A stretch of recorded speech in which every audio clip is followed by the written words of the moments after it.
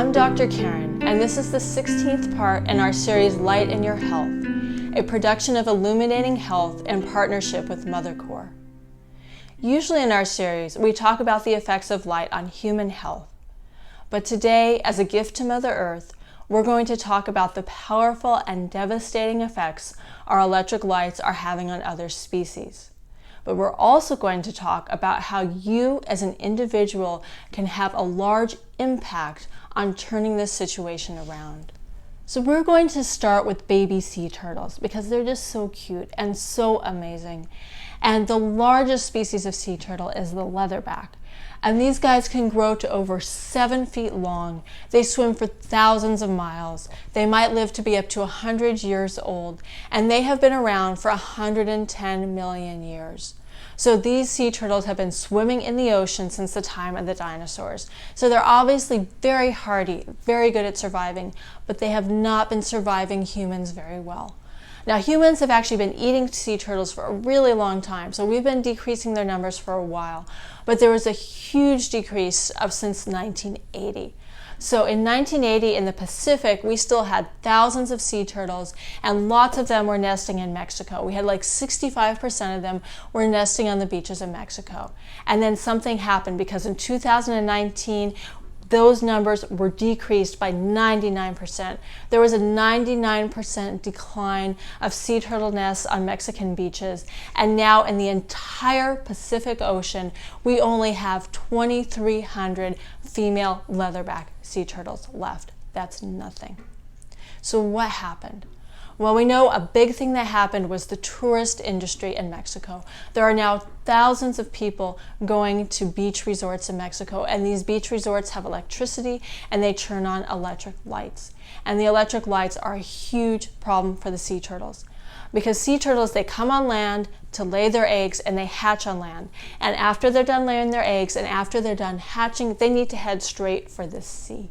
Okay, they don't have any time to do some tourist visits on their own, because if they have a little tourist thing inland, they're going to dehydrate, they're going to get hit by a car, they're going to get eaten by somebody, they're going to die.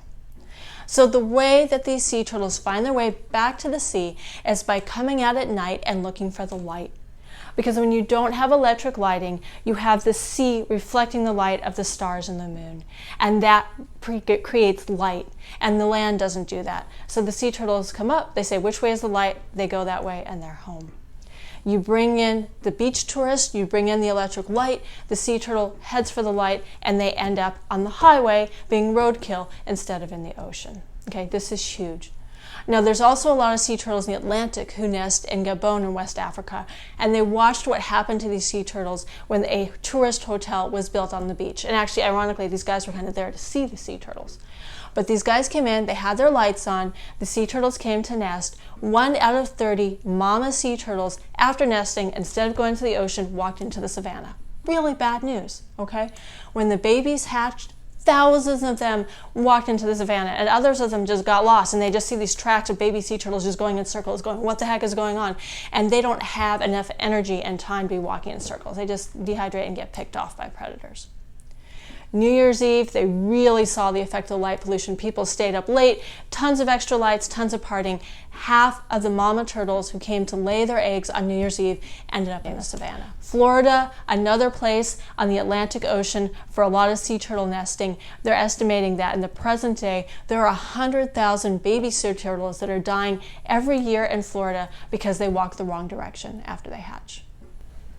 But sea turtles are not the only animals that are fatally attracted to electric lights. We lose up to 1 billion North American birds every year because they get attracted to lit cities while they're migrating. They go to the cities and they hit buildings and die. Electric lighting is also fatal to insect navigation. There are many insects that use light polarization in order to know very precisely where the moon and the stars are, and that allows them to navigate at night.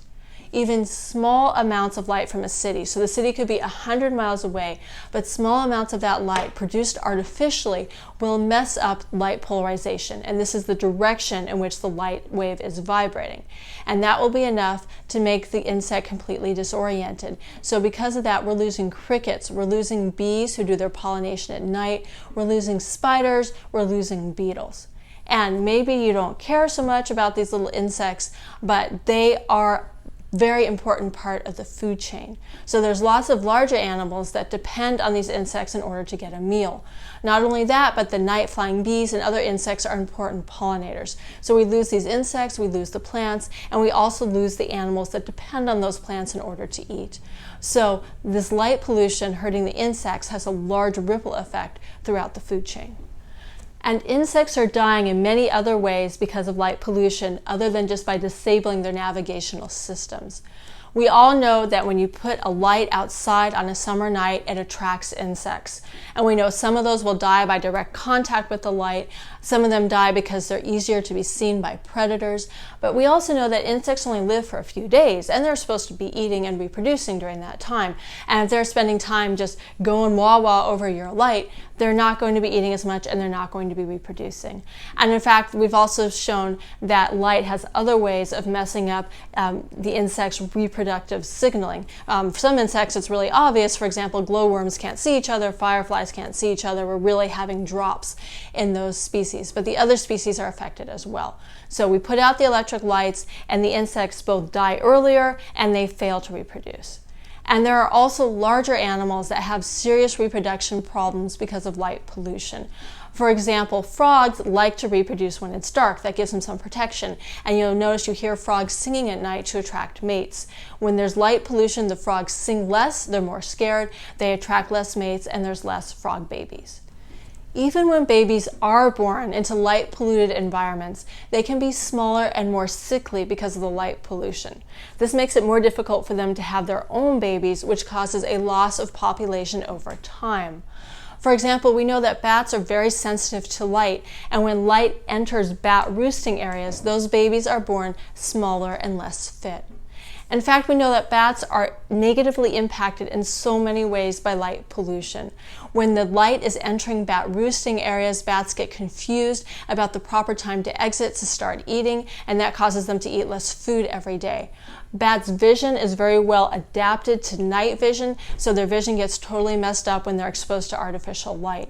And also, a lot of bats like to stay in the dark because it makes it harder for them to be seen by their own predators. Now, this differs a little bit by type of bat. There are slow-flying bats that really want to stay in the dark because they can really be eaten easily, and they are just not going to go anywhere near artificial light. And then there are fast-flying bats who are a little bit less scared, so they will go to artificial light and they will actually feast on the insects that are collected to that light. And of course, because the insects are being collected to that light, the slow-flying bats that don't want to get involved, they're really starving. In addition, these slow-flying bats don't want to cross those artificially lit areas, so their territory is getting fractionated, and that they eat even less and they mate even less. So even though some bat species are doing better than others, we're losing a lot of biodiversity within the bat population. And in addition to this, bats are like other animals. So all animals produce this hormone called melatonin when it gets dark. And all animals, when they're under light pollution, produce less melatonin. And this is really important because melatonin is this hormone which supports our immune system. So when our melatonin is down, we're going to become vulnerable to lots of pathogens. So you have these bats whose melatonin is going to be decreased, but they're also under all this other stress because the artificial light is just messing with their food supply, messing with their mating and roosting and everything else. And all of a sudden we see these bats dying in huge numbers from white nose disease, which is a fungal infection. But maybe that's happening because their immune systems are down, because their bodies are more vulnerable because they're under all this stress from the light.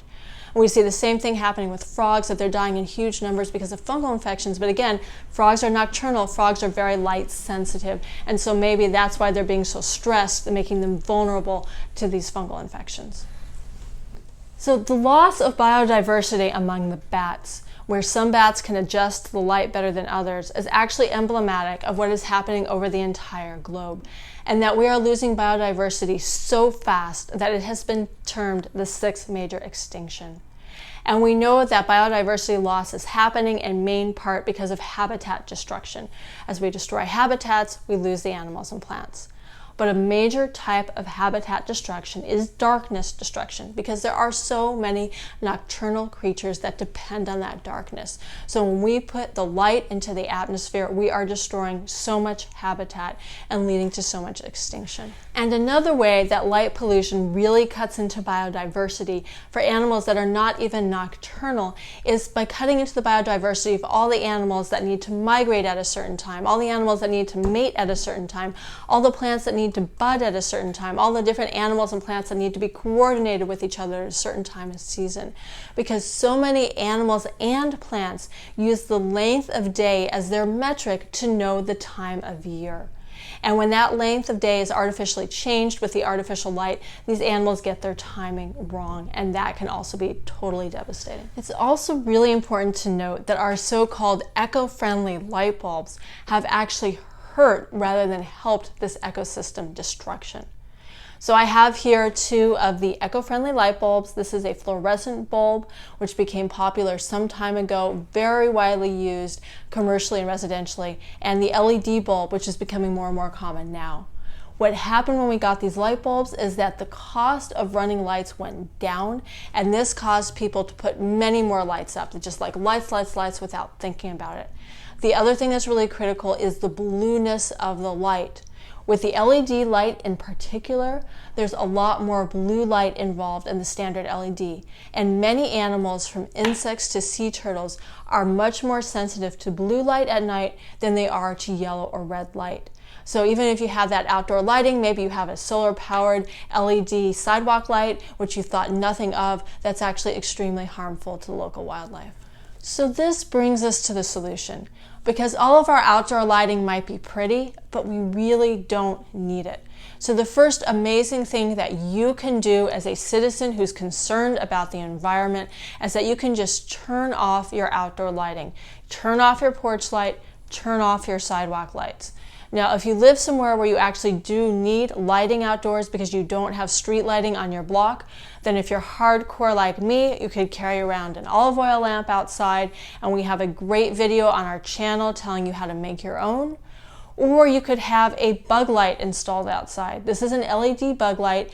It's dim and it doesn't have very much blue light. So this is a lot less disruptive to the wildlife. And you could just turn this on when you're actually outside. Another thing you could do is just to carry an orange-yellow lantern or a red flashlight. There are special red flashlights that are made to be not disruptive to night vision, and you just carry this around so that you have light where and when you need it, and you're not sending other light up into the atmosphere.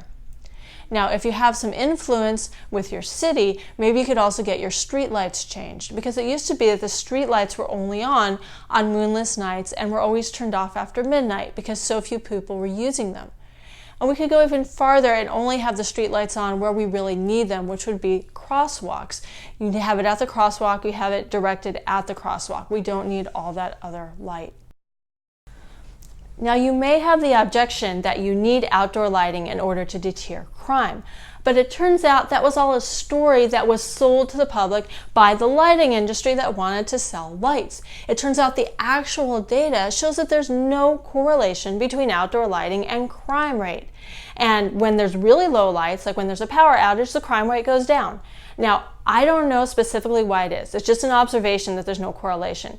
It could be that when there's less light, it's more difficult for the burglar to see how to get into your house.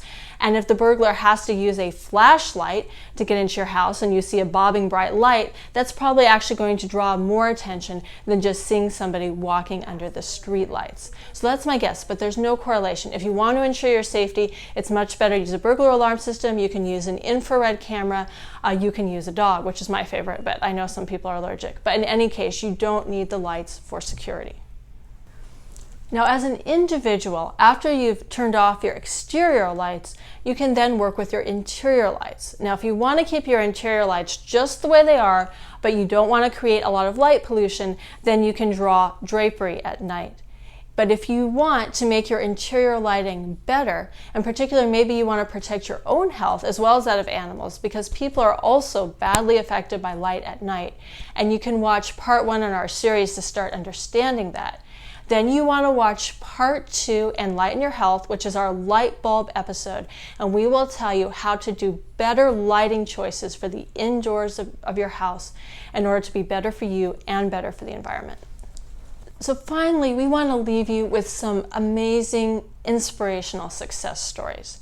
In Salt Lake City, the community got together to turn off lights after midnight during migrating bird season, and they are saving lives of migrating birds in Salt Lake City. It's awesome. And guess what? Sea turtles in the Atlantic Ocean are being saved as well. There was a big effort in Florida. 2/3 of the municipalities passed laws so you can no longer have bright lights on the beach. And we're going to show you a photo here of the before and after pictures of what happened after these laws were passed. So basically, people still had lights, they still had all the tourist establishments on the beach, but they changed from the bright lights to lights like this, and they put up their shades and they put up shields and they shielded lights from the beach. And guess what? There's been a huge return of the sea turtle to Florida. Not to everywhere, but to the 2/3 of the beaches that took this step. So we went from having a couple of hundred sea turtles left around 1980 to having thousands of sea turtles there today. And in the Atlantic Ocean, we're actually having a rebound of the sea turtle population. Now the Pacific, we're still in big trouble because nobody's doing this. But in the Atlantic, with all the efforts they're making in Florida, we're actually seeing the sea turtle population increase. And that's great news if you're going swimming off the Floridian coast, because what do sea turtles eat? They eat jellyfish, and jellyfish like to sting people. So in most of the world's oceans, with the declining sea turtle population, we're getting massive amount of jellyfish. And those jellyfish are probably causing other problems in the ecosystem because they're going to be eating the food and taking the habitat away from other creatures. But in the Atlantic, the sea turtles are coming back thanks to actions of people like you, and the jellyfish population can be expected to decline. Now, if you have connection with somebody in the beaches in Mexico, or if you are a tourist who likes to go down to Mexican beaches, spread the word. Please help us and tell, hey, you can talk to these guys in Florida. We'll provide links on our new website, illuminatinghealthusa.com. Go to our website. We'll tell you how to get in touch with the people who know how to make turtle-safe beaches. And if the people in Mexico can start doing this, not only can they save turtles, but I bet they can attract a lot more tourists to their destination because they'll be the one with all the cute sea turtles. And if you are someone in Mexico and you want to make a turtle-safe beach, we will be happy to print your name and location on our website, shout out the word that you are doing an awesome thing. So we can all make a real difference, and we've seen that happen. Thank you so much for watching our show.